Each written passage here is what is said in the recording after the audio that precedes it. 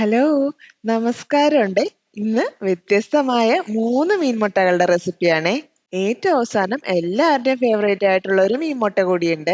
എല്ലാവരും video skip ചെയ്യാതെ കണ്ടിട്ട് ഈ മീൻമുട്ടകൾ കഴിച്ചിട്ടുണ്ടോ എന്ന് കമന്റ് ചെയ്യണേ. ഏട്ടമുട്ട കാണാൻ തന്നെ എന്ത് രസാണല്ലേ. ഒരുപാട് നാളായിട്ട് കഴിക്കണമെന്ന് ആഗ്രഹിച്ച സാധനമാണിത്. ആരൊക്കെ ഇത് കഴിച്ചിട്ടുണ്ട്? കാണുമ്പോൾ ഓർബിസ് പോലെയൊക്കെ തോന്നുന്നുണ്ടോ?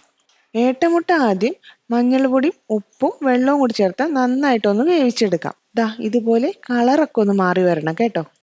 ഇനി ചട്ടിയിൽ വെളിച്ചെണ്ണ ചൂടാകുമ്പോൾ ചെറിയ ഉള്ളി, വെളുത്തുള്ളി, കാന്താരി, കറിവേപ്പില എല്ലാം ഒന്ന് വഴറ്റിയെടുക്കാം. ശേഷം മഞ്ഞൾപ്പൊടി, മുളക് പൊടി, ചില്ലി ഫ്ലേക്സ്, ഉപ്പും കൂടി ചേർത്ത് അതിന്റെ പച്ചമണം മാറുന്നത് വരെ ഒന്ന് സോട്ട് ചെയ്യാം. ഇനി നേരത്തെ വേവിച്ച് വെച്ച ക്യാറ്റ് ഫിഷൊക്കെ കൂടി ചേർത്ത് ഒരു 5 മിനിറ്റ് വേവിച്ച് കഴിഞ്ഞാൽ സംഭവം റെഡി.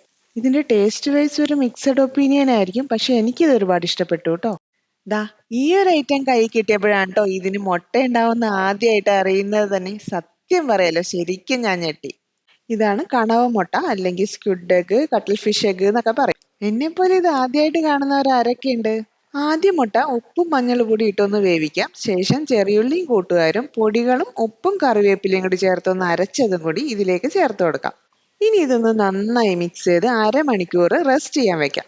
ഇനി ചൂടായ വെളിച്ചെണ്ണയിലേക്ക് ഓരോ കണവ മുട്ട വീതം ചേർത്ത് തിരിച്ചു മറിച്ചൊക്കെ ഇട്ടൊന്ന് ഫ്രൈ ചെയ്തെടുക്കാം. തീ എപ്പോഴും കുറച്ച് വെച്ചിട്ട് വറുത്തെടുത്താൽ മതി കേട്ടോ. ചിലപ്പോൾ പണി കിട്ടാൻ ചാൻസ് ഉണ്ട്. വേറൊന്നുമല്ല, പൊട്ടിത്തെറിക്കും. ദാ ഇതുപോലെ.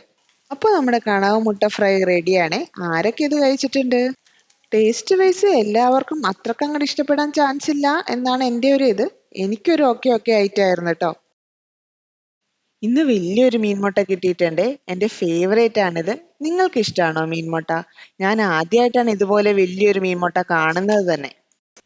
നന്നായി ക്ലീൻ ചെയ്ത് പീസസ് ആക്കിയ മീൻമുട്ടയിലേക്ക് മഞ്ഞൾപ്പൊടി, മുളക് പൊടി, കുരുമുളക് പൊടി, ഉപ്പ്, വെളിച്ചെണ്ണ എല്ലാം ചേർത്ത് നന്നായി ഒന്ന് മിക്സ് ചെയ്ത് 30 മിനിറ്റ് മാരിനേറ്റ് ചെയ്യാൻ വെക്കാം. വെളിച്ചെണ്ണ ചൂടാകുമ്പോൾ വെളുത്തുള്ളി, ചെറിയുള്ളി, പച്ചമുളക് എല്ലാം ഒന്ന് വഴറ്റിയെടുക്കാം. ഇനി മീൻമുട്ടയും കറിവേപ്പിലയും ചേർത്ത് നന്നായി ഒന്ന് മിക്സ് ചെയ്ത് 15 മിനിറ്റ് മൂടി വെച്ച് വേവിക്കാം.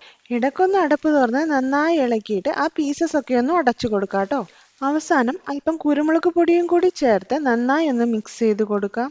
അത്രയേ ഉള്ളൂ, നല്ല മുരിഞ്ഞ മീൻമുട്ട റോസ്റ്റ് റെഡിയാണ് കേട്ടോ. വലിയ മീൻമുട്ട കിട്ടുമ്പോൾ നിങ്ങളും ഇതുപോലെ ഒന്ന് ട്രൈ ചെയ്ത് നോക്കണം കേട്ടോ. ചാളയ്ക്ക് തൊട്ടാൽ പൊള്ളുന്ന വിലയാണ്. എന്നാലും ഇത്തവണ നല്ല ഫ്രഷ് ചാളയും കൂടെ കുറച്ച് പലിഞ്ഞീനും കിട്ടി. അപ്പൊ അത് എല്ലാവരും ഒന്ന് കാണിക്കണം, ചെറുതായിട്ടൊന്ന് കൊതിപ്പിക്കണം പോണം. അപ്പൊ ഒരു പാനിൽ വെളിച്ചെണ്ണ ഒഴിച്ച് ചൂടാക്കി ചെറിയുള്ളി, മഞ്ഞപ്പൊടി, മുളക് പൊടി, ഉപ്പ്, കറിവേപ്പില എല്ലാം ഒന്ന് വഴറ്റിയെടുക്കാം. ഇനി ആ പലഞ്ഞീനും കൂടി ചേർത്ത് നന്നായിട്ടൊന്ന് റോസ്റ്റ് ചെയ്തെടുക്കാം. ലാസ്റ്റ് കുറച്ച് കുരുമുളക് പൊടിയും കൂടി ചേർത്ത് നന്നായിട്ടൊന്ന് മിക്സ് ചെയ്തെടുത്തു കഴിഞ്ഞാൽ സംഭവം റെഡി. ഇത് ചോറിന്റെ കൂടെ ഒന്നും കഴിക്കാൻ കിട്ടില്ല. ഉണ്ടാക്കി കഴിഞ്ഞാൽ അപ്പൊ തന്നെ ചുമ്മാ അങ്ങ് പെറക്കി കഴിക്കണം. അതാ ടേസ്റ്റ്.